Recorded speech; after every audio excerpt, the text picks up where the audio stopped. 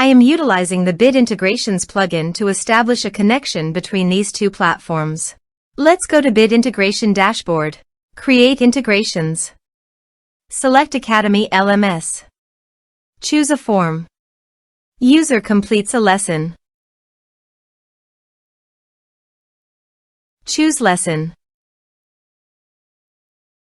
Next. Search and select Actions. DirectIQ. Give here the client ID and client secret key. So please visit DirectIQ API token. Copy the client ID and client secret key. Paste it here.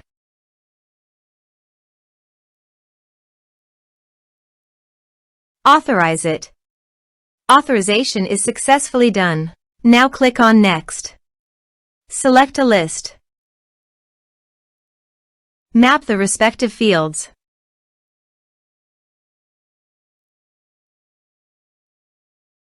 Here are advanced features in conditional logic. If you want, you can use it for your own requirement.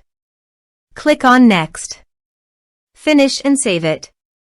Now go to your other WordPress user. Go to the Academy LMS site. Enroll now. Start course. Now check the box to complete the course. Now go to DirectIQ and you can see the data came successfully in DirectIQ.